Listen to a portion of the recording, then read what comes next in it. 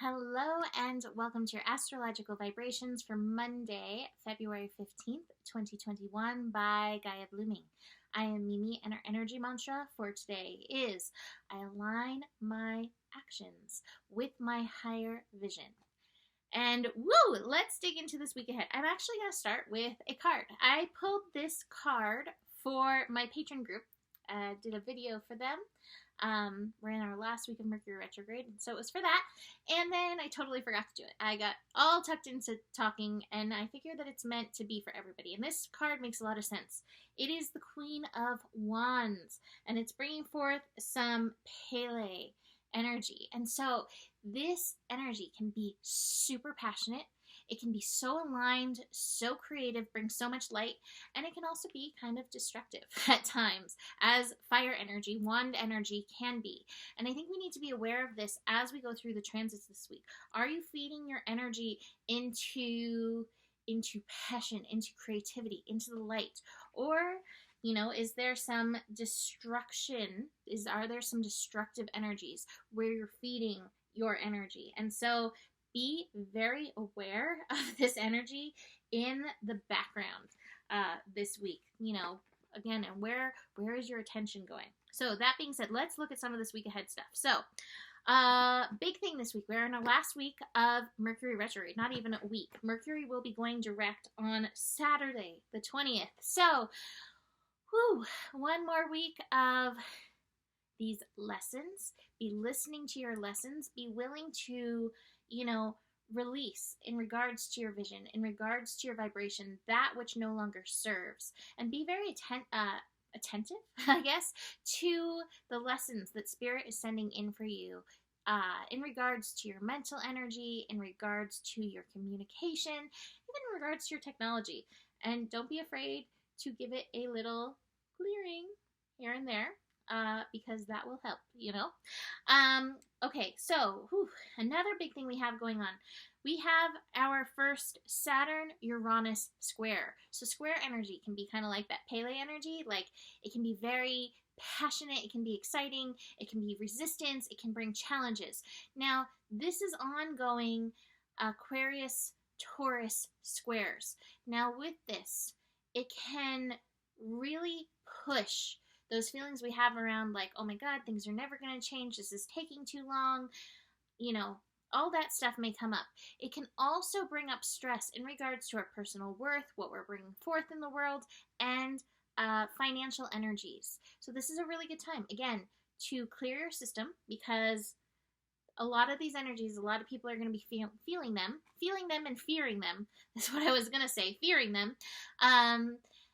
We don't necessarily have to engage with that. We can realign our personal mental energy. And again, what is a higher vision, especially in regards to financial situations, financial energies, even financial institutions. Institution is a word that came up.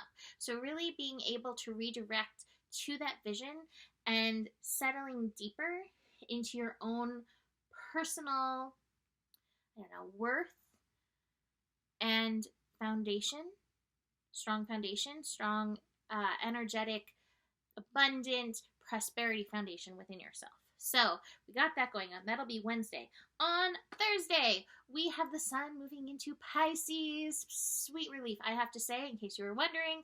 The moon in Pisces did bring me more sleep, and Joe too, and we are both feeling so much better having rested a little bit more. So again, more cooling energy to help support us and hopefully help support the recalibration is the word that I'm getting. Because again, I feel like the universe always has a reason. And I feel like a big part of what was going on with all these planets in Aquarius was like energetic recalibration happening within us. So Pisces will let us rest and sink into that energy. But Pisces does come with many layers to dig into. We will also have Venus square Mars this week. Okay, so we talked about that energy, that Pele energy. Again, squares can bring up passion. Some of us like a challenge, and so there can be that. But again, we might feel like, my gosh, I'm an apple and my partner's an orange and this is so hard, this is so challenging. You know, we may get caught up in that challenge. Venus, your yin energy, Venus in Aquarius is like, keep holding your alignment to your vision, keep holding your alignment to your vibration. And Mars in Taurus is like, and take action according to your worth. Take action according to your gifts, your talents. Take abundant, pleasurable, aligned is very important, action. And I think if you can, I have it in the cards. If you can find that balance within yourself, I always consider the maturity card to be a balance card. That will help in this square. Because again, Venus and Mars, it's not just about outside relationship. It is also about our yin and yang energies within and finding homeostasis there. Interesting word choices today, universe. Okay, what else do we have going on? I think I mentioned the big things that we're looking at this week. Yes. So then let's talk about today. Now, the first thing I noticed when I'm looking at the chart, we have Lilith conjunct Mars. So again, looking at that, there's a reason why I forgot it, and I'm using it here. This Queen of Wands, Pele energy. My feeling is with this Lilith-Mars connection, it's also connecting into Neptune energy. We may have some old stuff around the yin energy, that Lilith energy coming up. So we may feel frustration. There may feel rage. It may even feel a little bit confusing. I feel like I've been feeling it a little bit today, actually. It may feel a little confusing. So take that time, bring that light to yourself in and through this. The only way out is through. I hear Alanis Morissette sings a song where that's a line.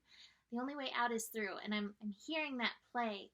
That's part of this Lilith energy. The acceptance of it within ourselves is like, again, letting it sink into us. It's not necessarily about taking ragey action, but you may have some spikes of frustration or anger.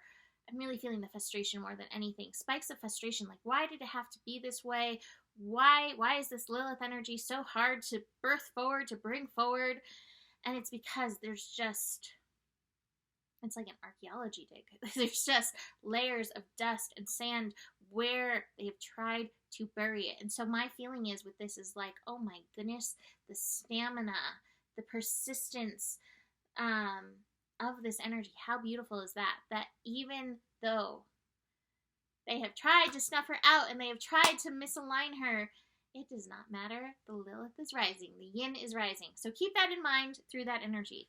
Also, Moon in Aries can bring up frustration feelings. And the Moon in Aries is making a lot of the connections, basically all the connections besides that Lilith energy.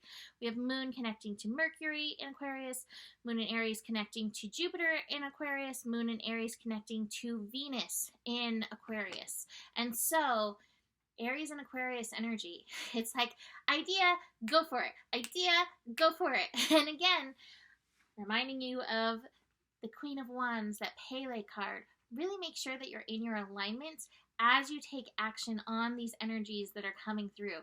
But again, it's definitely some really strong creative energy. So do utilize that. And in fact, going back to that Lilith thing, it may be in utilizing your creative energy that you find an outlet for this Lilith energy to move through you and for you.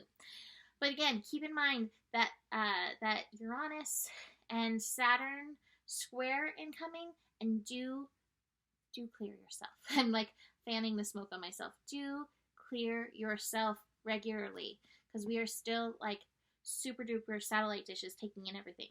Speaking of tuning in, dropping in for yourself, really listening to help find what that balance is. And I have some retrograde cards. I always call them retrograde cards. Reverse cards. I have the comparison card. Your path is like nobody else's. Your Lilith energy is like nobody else's. So really being able to align with yourself, no comparison. And that's part of Aquarius energy.